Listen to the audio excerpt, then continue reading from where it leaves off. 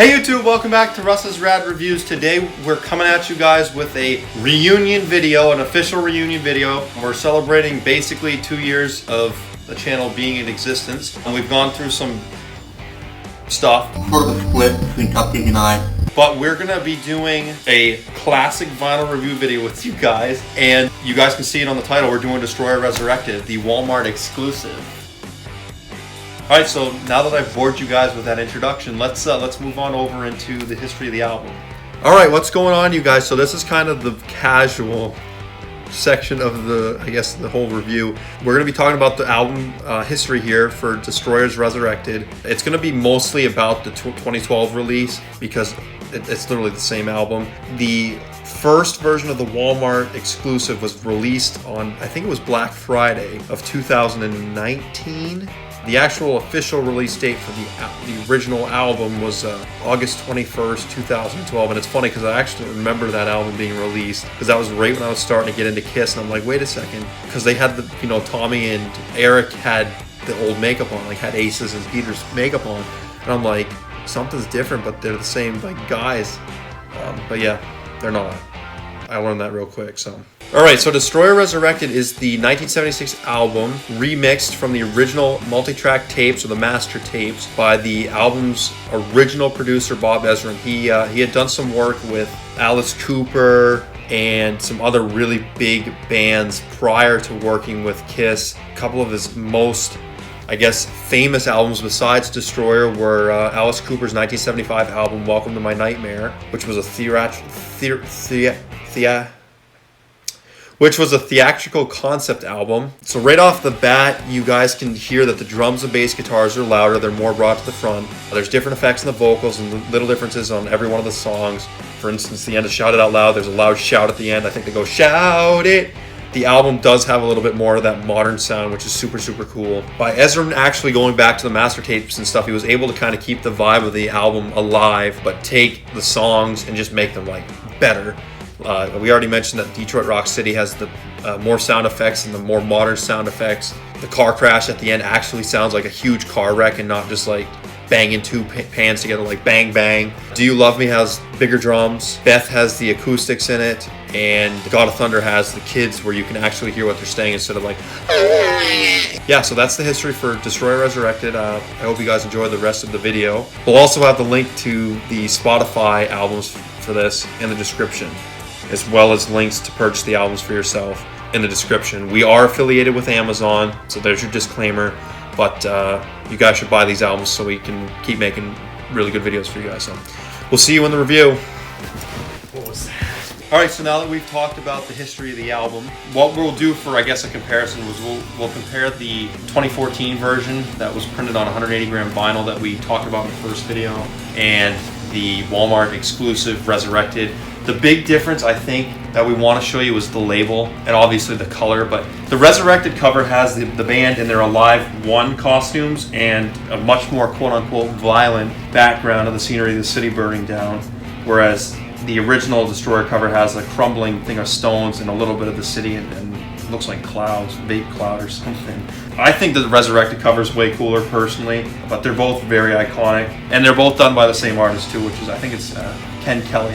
There's subtle differences in the covers. Obviously, they're different costumes. It's a different, because this was an actual painting. The guy painted this, and then they put it on the album.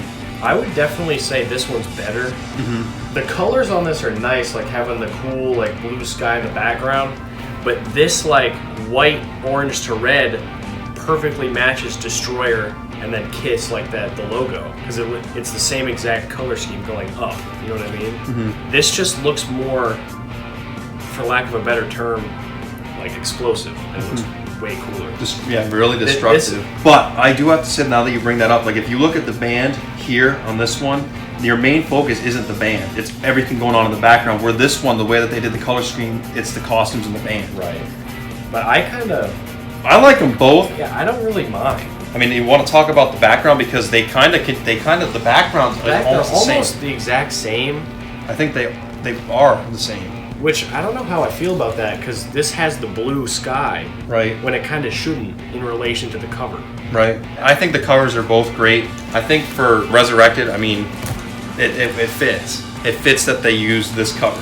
But what else is included? So I'm gonna open this, just so you guys know, the album didn't come with this. It didn't come with this cardboard. I'm sorry, but this should have been in here. This one has it. That one has this. Even though it's a thin cardboard, it's almost like a paper. This one doesn't. It has this booklet, and it came with a white record sleeve. And I'm sorry, but those paper record sleeves, I'm not a fan of. I actually took this one out and threw it away, and I put this one in anti-static paper. But this album does come with a booklet featuring the Shout It Out Loud label, which is on the back of the cardboard. It also has the original cover of the album, which we just showed you guys. I mean, the booklet's a cool touch, but for anyone that's an actual hardcore Kiss fan, they already know all this information. But I think it's super, super cool. I just, like, I guess my biggest gripe with this is, like, Resurrected. Well, no, but, like, Resurrected was supposed to include, like, demo tapes and stuff and, like, other stuff. And, like, these are cool, but with the internet, like, if this came out in, like, 77 or 78 as a Destroyer Resurrected and released, this would be really cool. But a lot of these photos, because of the internet, you could find them at this point. I mean, this released in 2012. Yeah, like there's nothing of them like without their makeup or like in the studio recording. You know, there's nothing cool outside of the album, which like, or not outside of the album, but in the creation. Right. This is all like stuff that, like the picture of them on the bikes, that's in a magazine somewhere. You know what I mean? Right. I'm sorry, but this should be in there. This 2014 repressing has it. Why doesn't this one? The vinyl, I mean, I guess the vinyl's okay.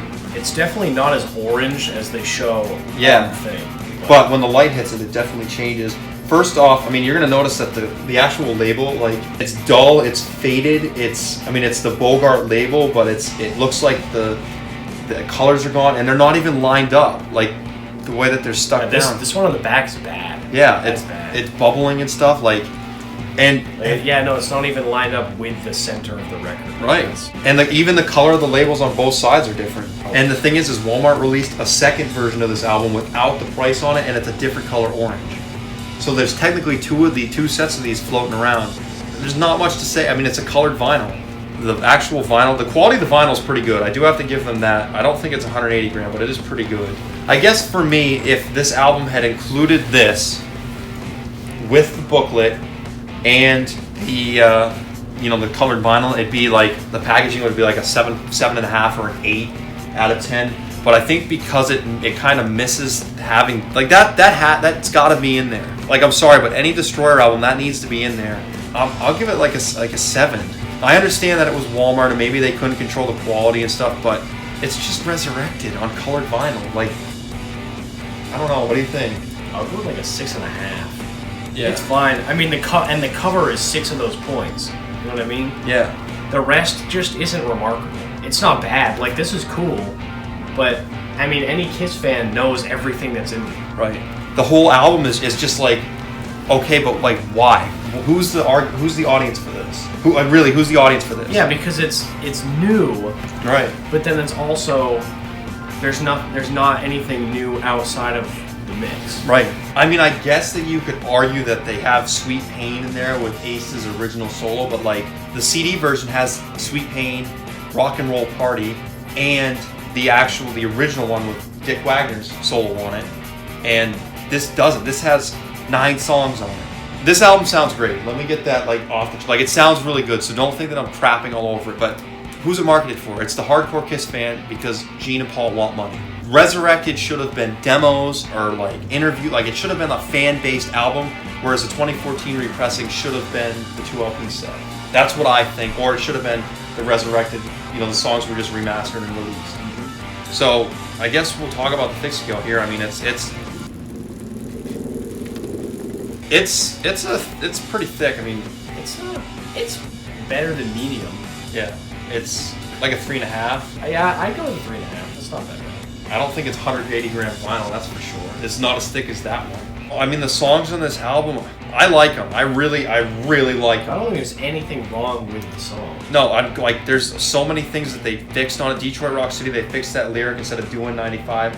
It's down 95 or something. They changed that. King of the Nighttime World it's amazing. God of Thunder, you can actually hear what the kids are saying. Great Expectations, they sort of just removed that song. I mean, it's a good song, but it just does not fit the album. Great Expectations is like a foreshadowing of Gene's solo album. Yeah, and then side 2 is Flamin' Youth. which this version in here I like more, even though the intro, I think on the CD is a little bit weird. They come in on like a wrong beat or something. I've never really I used to like the song, but over time I don't hate that song, but I Great Expectations on this album is the only one that like I could live without. Flaming Youth I like, Sweet Pain I like, Shout It Out Loud, this version is the pinnacle. Like this is the best studio version of Shout It Out Loud.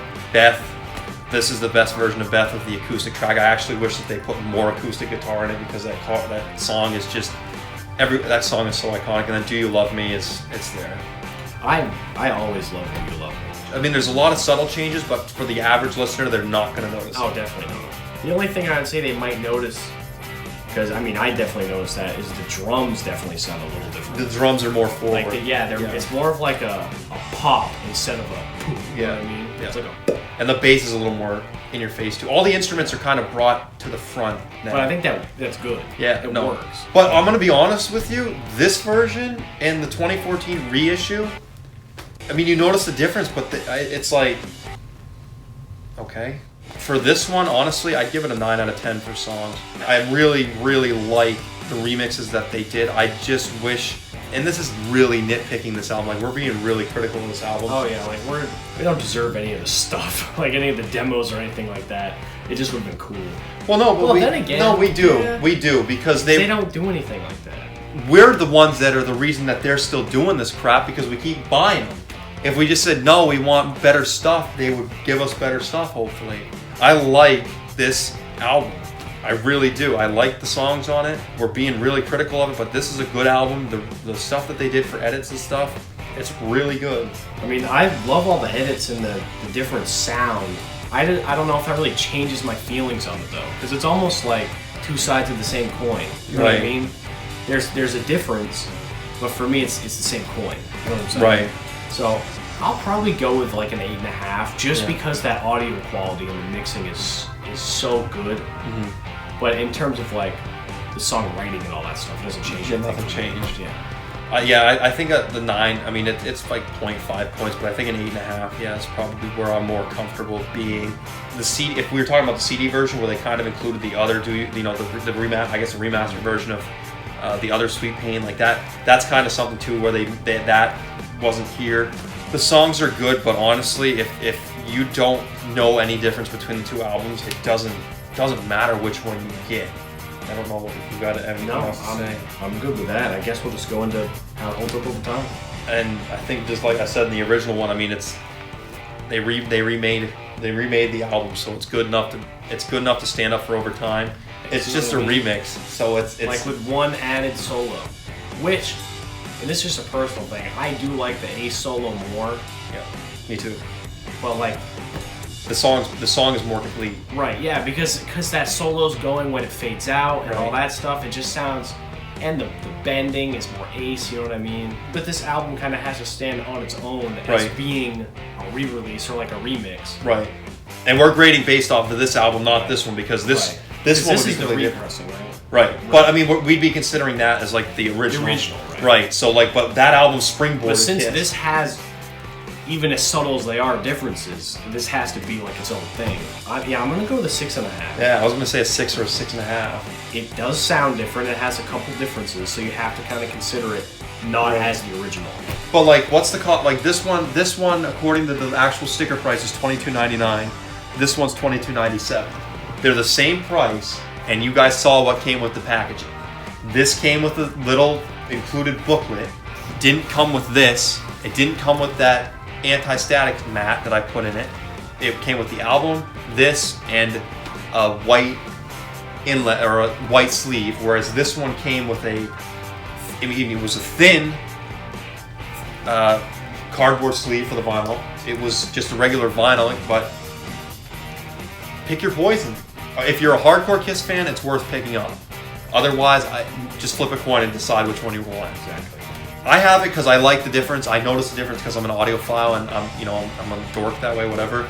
But I think for me, if it was to come down, if I only had the money to buy one, I would pick which covers the coolest. As simple as that is, that's literally how it has always been. Right. Like, especially for kids in the 70s, like, What are you gonna buy? Like Jim Croce, which I know you like. I know you love. Wait Jim a Croce. second. Wait a second. Are you gonna get him where he's sitting on the cover like Well, hanging yeah. out, or are you gonna get that? You know what I mean? Well, in his defense, Jim was dead when this album came out. I don't so, care. You get what I'm saying. You know, he was worm food. But yeah, I mean, with that said, like, you guys can decide what you want. I mean, I'm gonna let John finish up the thoughts here, and then we'll close up here because I'm pretty good. I think. Yeah. I mean, we've been rambling on here for what a I little give it while. a 6 out of 5. I mean 6. I did that. 6.5. I did that in the second video. Yeah, I think a 6.5 for how it holds up is pretty fair because it's obvious it's Destroyer, Right. but like you know it's a different version. And occasionally, I find that our local radio station actually plays this version of Detroit Rock City. Probably, I mean it probably sounds sonically way better on the radio. So yeah, I think a 6.5 is a 6.5 is probably the highest that I could probably go. But we'll see you guys in the next video, and we're glad to be back. You want to close up like a normal person, or do I have to do something special? He wants to come out and say hello again. Sick. I think that was good. You want to do another Kiss album?